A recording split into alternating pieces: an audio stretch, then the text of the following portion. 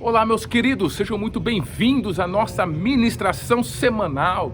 Chegou a nossa última ministração da nossa série lidando com as oposições, com a oposição como Jesus, que foi a nossa série do mês de outubro. E eu espero que o Senhor ele tenha falado com você e te dado algumas oportunidades, algumas portas, algumas ferramentas de como você pode lidar com uma oposição na sua vida.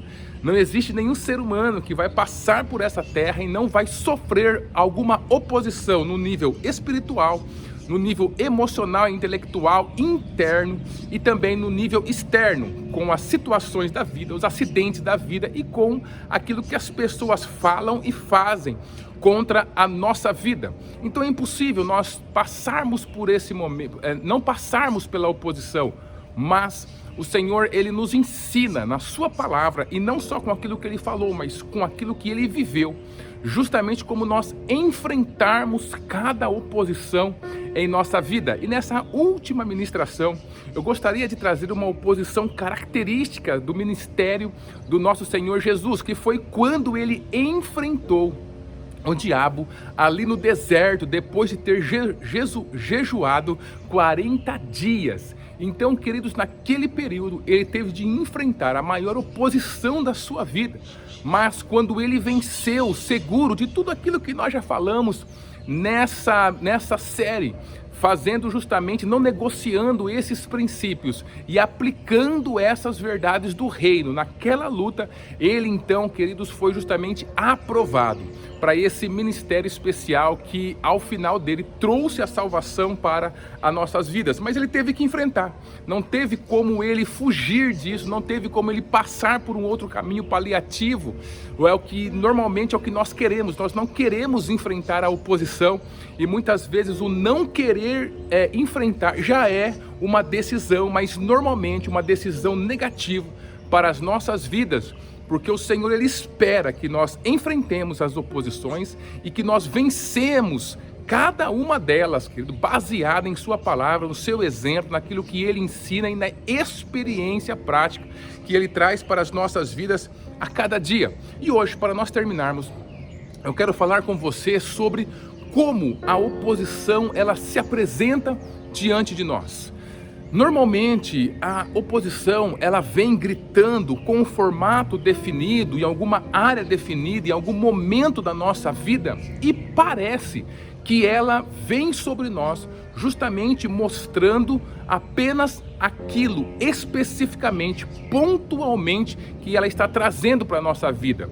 Mas tudo isso é uma estratégia do diabo, que ele quer que a gente fique envolvido com o superficialismo de cada oposição, que a gente fique envolvido justamente dentro do artificialismo que ele cria, desse tecido de ilusão, onde, quando, por exemplo, a gente vê alguma pessoa fazendo oposição a nós, nós simplesmente olhamos e achamos que é aquela pessoa em especial, especificamente, que está lutando contra a nossa vida. Se ela for removida da nossa vida, então a nossa vida vai ser novamente restaurada, aquele plano mais tranquilidade. Ou também uma situação, a gente sempre acha que é aquela situação que está querendo nos matar, mas não, querido.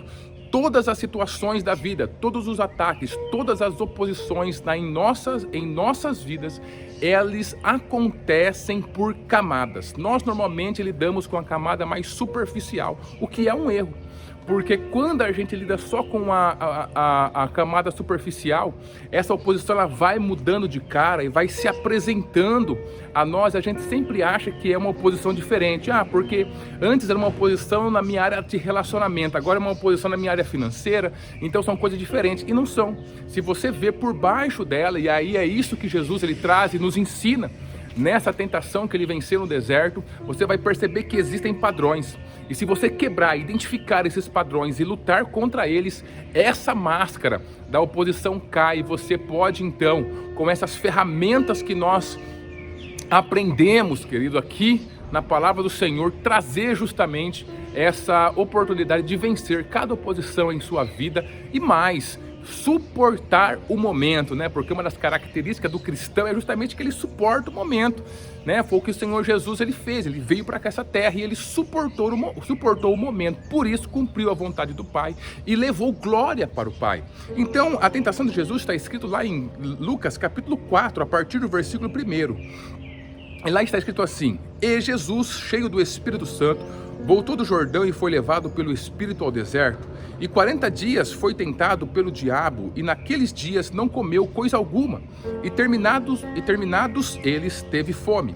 E disse-lhe o diabo: Se tu és o Filho de Deus, diz a esta pedra que se transforme em pão. E Jesus lhe respondeu dizendo: Está escrito que nem só de pão viverá o homem, mas de toda a palavra de Deus.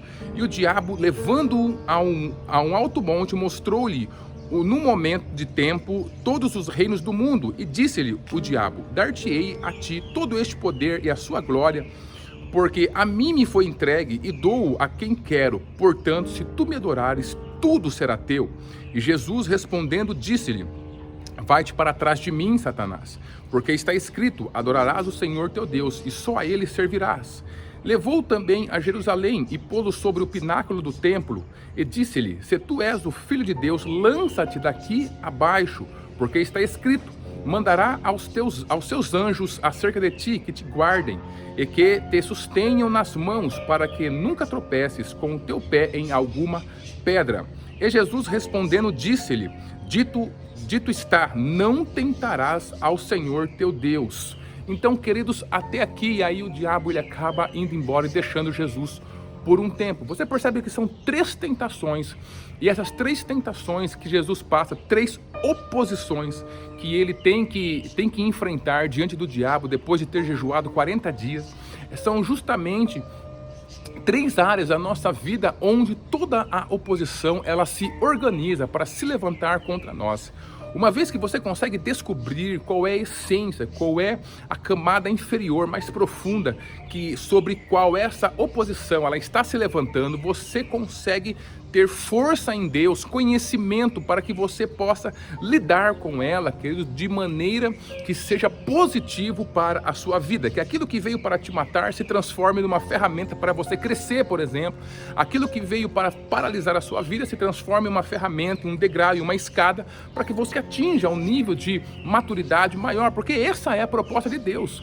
Quando nós entregamos nossa vida para Cristo Jesus, a proposta dele não é abençoar a nossa vida com bens materiais em primeiro lugar, queridos. Não é nada disso, não é nos dar uma vida feliz, né? Não é nos dar uma vida onde nada vai chegar de mal para nós. Não, a proposta de Jesus é justamente, de Deus, é justamente nos fazer a semelhança do seu Filho. E para a gente chegar nessa semelhança, nós temos que passar e lidar com as oposições da vida. A oposição está aí, que ela vai se levantar contra a sua vida, mas você tem como dar uma resposta de Deus para ela. Nós já aprendemos a resposta, agora a gente vai aprender a identificar aonde ela começa, onde é a base. Se você lutar contra essa base, toda a estrutura, ela perde o poder de ação dentro da sua vida. Então a primeira está ali quando Jesus ele está com fome, ele jejuou 40 dias, obviamente ele estava com fome, ele queria comer.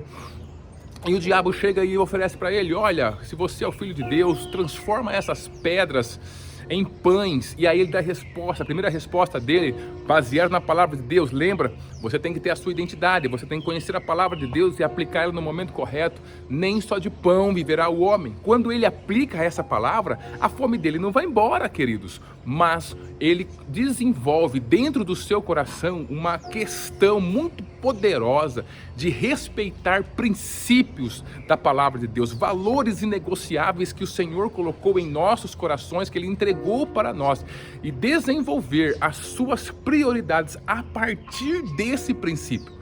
Em Mateus capítulo 6 e versículo 33, você vai ver o próprio Jesus falando: coloque primeiro o reino de Deus e a sua justiça em primeiro lugar, e as demais coisas vos serão acrescentadas. Então ele fala, mas também ele vive nessa tentação, ele está vivendo, porque a fome não vai embora quando ele dá essa resposta, mas claramente dentro do seu coração a fome, aquela necessidade pela qual ele está passando, ela é colocada dentro de um nível de prioridade que não acende ascende ao nível de honra, ao nível de primeiro lugar em nossas vidas, na vida dele. E com isso, queridos, ele consegue então controlar aquela situação e vencer aquela primeira oposição. A primeira oposição que se apresenta para nós normalmente é visando as nossas necessidades. Todas as vezes que a necessidade toma o primeiro lugar em sua vida, a sua vida ela começa a tomar um rumo que não é de Deus para você. Em vez de controlar a sua vida, e você tem a oportunidade de controlar a sua vida sim, a controlar o seu eu, sim, controlar aquilo que acontece dentro de você, porque Deus nos deu essa oportunidade, esse livramento ali na cruz do Calvário, né? O poder de tomar decisões. Então, queridos, você vive refém justamente da necessidade. A necessidade ela ocupa completamente a sua mente, e quando ela ocupa a nossa mente, né? Está faltando isso, eu não vou conseguir isso. Então isso vai nos colocando para baixo, vai paralisando a nossa história, vai fazendo a gente ficar mal-humorado, vai fazendo a gente ficar brigando com as pessoas ao nosso lado, vai fazendo com que a gente viva uma vida de pessimismo completo, que nada parece que vai dar certo em nossas vidas. É porque a necessidade, ela está reinando dentro dos nossos corações. A necessidade é legítima. Todos os seres humanos, nós temos necessidades e nós precisamos que elas sejam sanadas, mas elas não podem conduzir a nossa vida. E esse que é o problema. Quando a necessidade está conduzindo a sua vida, quando a falta de algo está conduzindo a sua vida, essa necessidade vai te levar para o fundo do poço. Essa necessidade vai te tirar da presença de Deus, vai fazer você tomar decisões visando apenas aquilo que está aparentemente acontecendo ao seu lado. E é um grande problema quando nós fazemos isso. Porque quando nós tomamos decisões que visam apenas aquilo que está aparentemente acontecendo ao nosso lado, nós não olhamos para questões mais profundas que precisam ser estruturadas em nossa vida.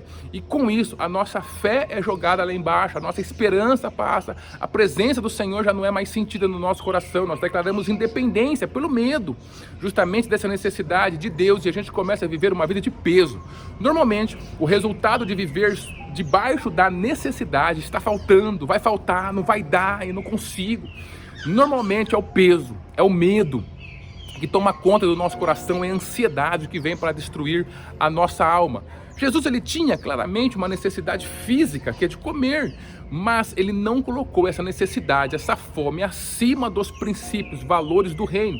Ele ainda estava ali provando para a gente que é possível você viver, querido, a partir do propósito de Deus, a partir da sua vontade, olhando para aquilo que vai dar certo na sua vida, olhando para a porta que Deus vai abrir, olhando para a palavra de Deus, olhando para o mover de Deus na sua vida. E isso vai fazendo você avançar e colocar a necessidade no lugar dela, e dessa forma ter a oportunidade de vê-la sendo sanada por Deus através dos seus milagres. Uma outra coisa que aparece justamente é quando ele faz a proposta de controlar todos os reinos da terra se Jesus adorasse o diabo. Então, queridos, onde que ele pega aí? É justamente na nossa cobiça. É quando as pessoas têm essa necessidade desesperada de ter os bens materiais, de ter o poder, de ter o sucesso, de estar nos primeiros lugares, de ficar se autopromovendo. Isso é uma característica do orgulho humano, queridos. Não tem como passar por essa terra e não sofrer com isso. Está na nossa carne. A cada pensamento, intenção, motivação, o orgulho se apresenta para nós. E o Senhor é muito claro quando Ele pede para nós nos colocarmos contra essa cobiça.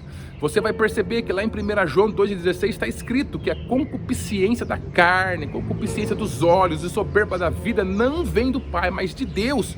Então é justamente isso que estava sendo apresentado para o Senhor Jesus. E como que Ele conduz isso, como ele se coloca contra. Ele se coloca contra, queridos, justamente falando que só vai adorar ao Senhor, só vai prestar culto ao Senhor. O que significa? Que é colocando Deus em primeiro lugar em nossas vidas.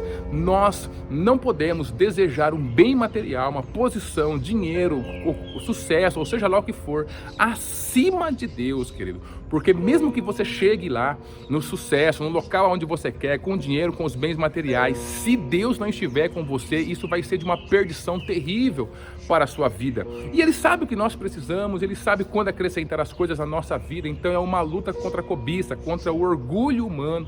Quando isso é atentado dentro dos nossos corações, se prepara. Vem vindo uma oposição que quer pegar você justamente na sua cobiça, na sua inveja, nesse orgulho que é característico do ser humano. E nós lutamos contra isso, nos rendendo a Deus verdadeiramente. Olha, eu até quero isso, mas sem Deus eu não quero, porque não serve. E lutando, querido, para que o Senhor possa ver essa humildade dentro do nosso coração, porque Deus, Ele abate o soberbo, mas dá graça ao humilde. E a última, ele fala justamente sobre a identidade de Jesus. Então ele fala assim, olha, ele leva Jesus no pináculo do templo e fala assim, ó, se atire daqui, porque aos seus anjos dará ordem que não vai deixar você tropeçar em nenhuma pedra, ou seja, você é filho de Deus mesmo, então vai lá, faça isso para a gente ver, né, se você é realmente filho de Deus. Ou seja, ele vem mexer na sua identidade, mas o Senhor responde que não vai tentar ao Senhor. O que significa isso? Que ele não precisa de nenhuma prova de Deus, mais do que ele já deu para ele, de que ele é o seu filho amado, aceito, e de que ele tinha uma missão e veio cumprir um propósito nessa terra. Jesus estava com isso assentado dentro do seu coração. Jesus conhecia o seu valor, conhecia a sua verdadeira identidade. Tudo aquilo que a palavra de Deus fala sobre identidade precisa fazer sentido dentro dos nossos corações, senão a gente vai ficar, queridos, como aquela peteca sendo jogado de um lugar para o outro, assumindo personagens em nossa vida e sempre sendo levado por uma enxurrada de coisas que nos levam para longe de Deus, longe do nosso propósito, longe da verdadeira abundância, plenitude e felicidade que o Senhor tem para nós. Por quê? Porque nós abrimos mãos da nossa identidade em Deus. Nunca abra mão, não negocie a sua identidade, que você vai perceber que você vai vencer a oposição, porque ela vem para questionar quem nós somos. Ah, você é filho de Deus, você entregou sua vida para Jesus, por que você está enfermo então? Por que você não tem dinheiro? Por que as coisas estão ruins no seu relacionamento? Isso é a oposição, porque ela está querendo por trás questionar quem você é. Mas quando você tem a certeza de que é um filho amado e aceito por Deus, querido, você continua de pé, e essa honra a Deus que você presta visando o fortalecimento da sua identidade faz você passar por momentos difíceis e ser um vencedor, querido. Então não abra mão da sua identidade. São esses 3 pontos aonde que a oposição ela vem para nos matar, com caras diferentes, muitas vezes com formato diferente, em áreas diferentes, momentos diferentes, mas por trás está sempre trazendo ou a questão da necessidade, ou a questão do nosso orgulho, nossa cobiça, ou então a questão da nossa identidade, querido. Quando você perceber que alguma dessas áreas está sendo atacada em sua vida, lembre-se, é uma oposição. Pegue as nossas ministrações que foram nesse mês de outubro e aplique na sua vida, e você vai ser um vencedor e uma vencedora. Deus abençoe a sua vida e a sua família.